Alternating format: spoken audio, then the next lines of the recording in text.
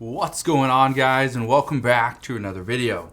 So we got a bunch of stuff that we need to go over.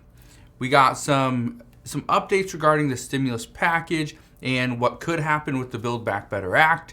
We got news of a Supreme Court justice planning on retiring and what could actually come down from that.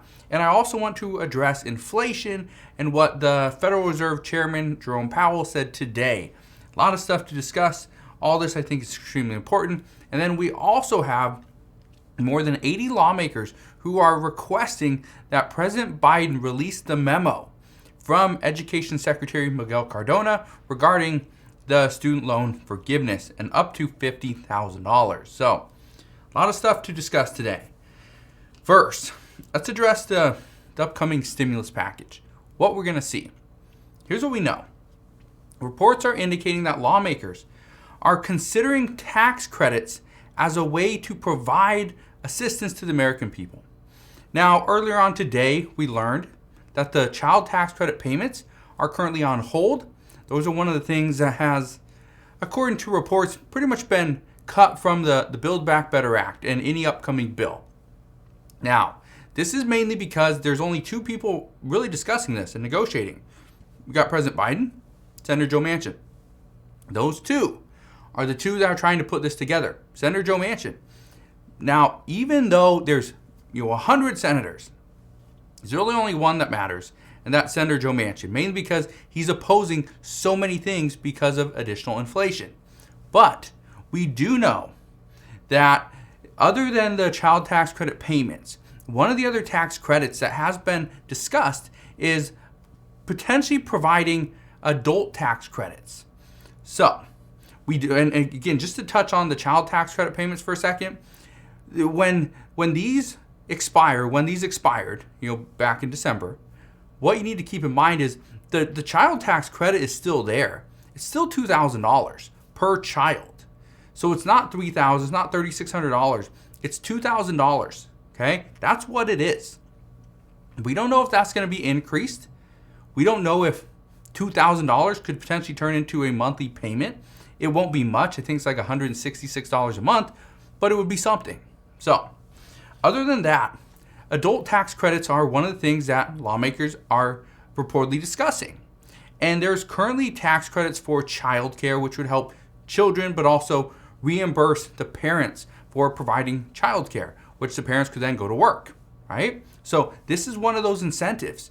And just keep this in mind. If a parent, let's say they make $1,000 a month, but it also costs $1,000 a month for their 3 or 4 children to go to a childcare service. Well, why would they do that? Why wouldn't they just stay home? Well, here's the reason why this is somewhat of an incentive.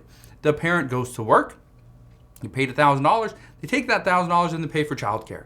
But childcare, you get a tax credit, right? You get that tax deduction. Now, so you pay for childcare, but then the government gives it back to you at the end of the year. So essentially, it's kind of a savings account, I guess. I don't know. There's also been talks in the past of providing tax credits for additional retirement savings. And we've also seen proposals to increase the earned income tax credit, which means that people making more money would actually get more money back.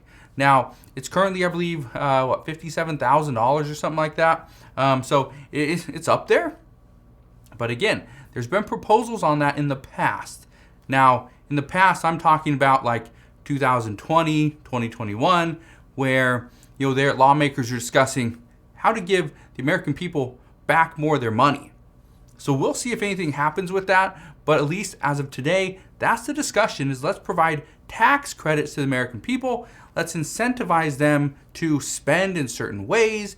And let's try to really get our economy back, or at least more back on track, but by strategically providing these benefits and tax credits to certain individuals in certain places. So again, we'll see what happens there, but that is the news as of this afternoon.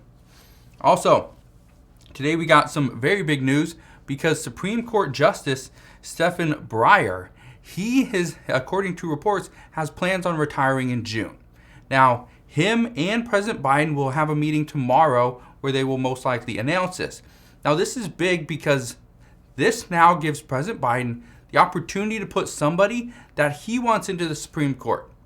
Now, in the past, President Biden has stated that if he has the opportunity, he's going to nominate the first black woman to fill the seat.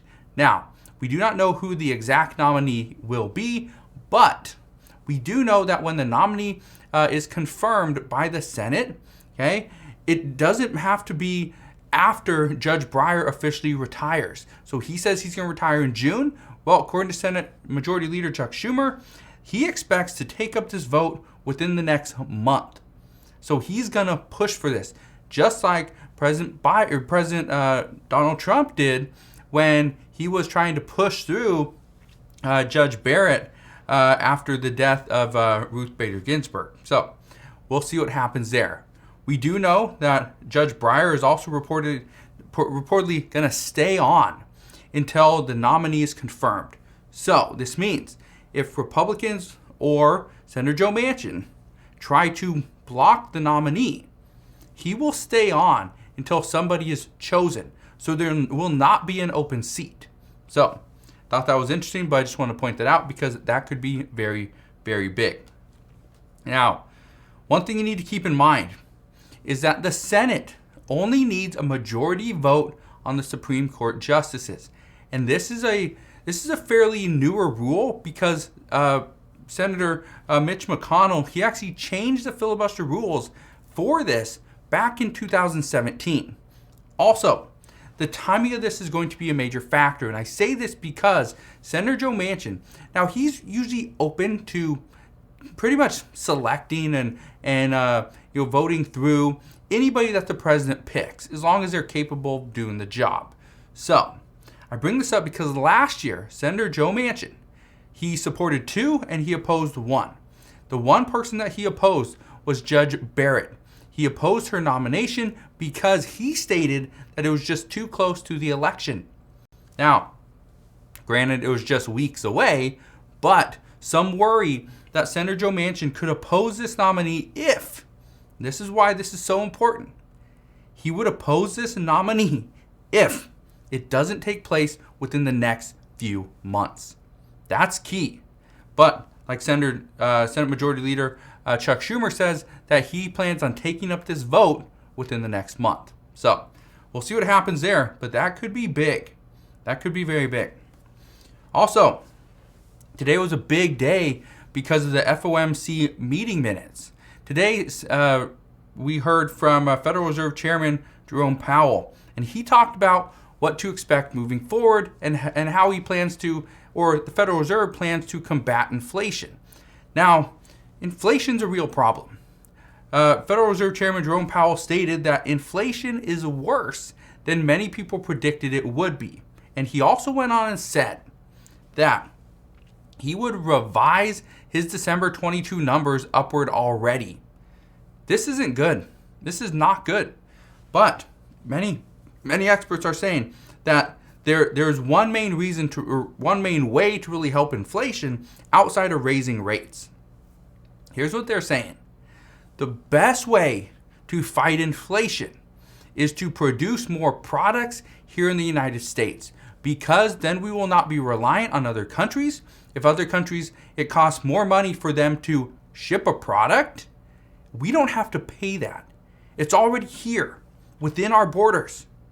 Now, by doing this, they're saying it would provide people with more jobs, would create more stability, it would cause the U.S. to be less reliant on other countries.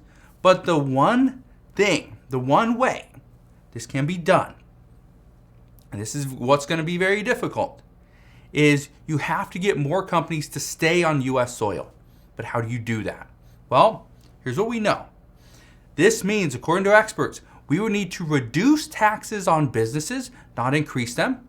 But by doing this way, it means there would be less investments that could be made into climate. Because right now, the thing that's being discussed is taxing businesses and billionaires is seen as the only way to pay about $500 billion for a climate investment. So, I want to know your thoughts though. Do you think it would be better to produce more products here on U.S. soil?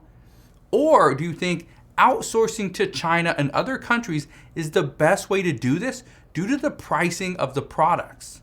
Let me know because, and I bring this up because until recently, it was a lot cheaper to produce something in China.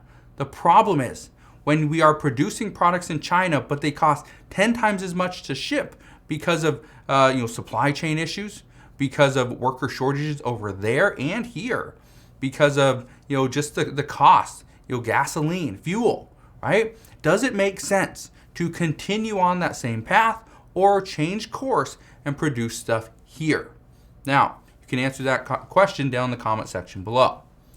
And lastly, I want to bring this up because this is something that a lot of people have been asking, because what we know is that very soon students, ex-students, anybody with student loans, you're going to have to start paying back your student loan debt. Now, more than 80 lawmakers wrote a letter to President Biden asking him to release the memo from Education Secretary Miguel Cardona. This was done last year. President Biden asked the Education Secretary to put together a memo to see, he wanted to know, does he have the legal authority to cancel up to $50,000 in student debt? Now, some are speculating that President Biden never planned on doing this, but this was one of his promises when he was running for president. Lawmakers say that President Biden does have the authority to cancel up to $50,000 in student debt, but President Biden has avoided this discussion for months, almost a whole year. Now, if something like this were to happen, estimates are showing that this would cost around $1 trillion. It would forgive student loans for about 80% of student loan borrowers, or about 36 million people. That would be huge. But right now, student loans come out to about $400 per month. These are going to start up very soon. Okay? Now I want to bring this up for one reason. What would an additional $400 do to you? What would it do for you? Could you buy a car? Could you buy a house or a home? Could you invest, pay off debt, save? Would you start a family? What would $400 do for you? Now, if you want, you can answer that down in the comment section below, but I just wanted to ask that question because everybody's different. For me, if I had an additional $400 a month, I would probably invest it. I don't have much debt, so I'm good there. I have money saved up, so I'm good there. But for me, I would probably invest it. Now, I just want to know, what's your priority? Is it investing, paying off debt, buying a home? What is it? I'm just curious. You can always answer that question down in the comment section below. But again, that's what we know at this time. It's very interesting to see what's happening. I think this was it was a very big day. A lot of stuff happening today. So we will see how tomorrow and Friday actually plays out. But as always, just want to thank you guys for watching. Have a wonderful rest of your day. Consider subscribing, and I'll see you guys on the next one.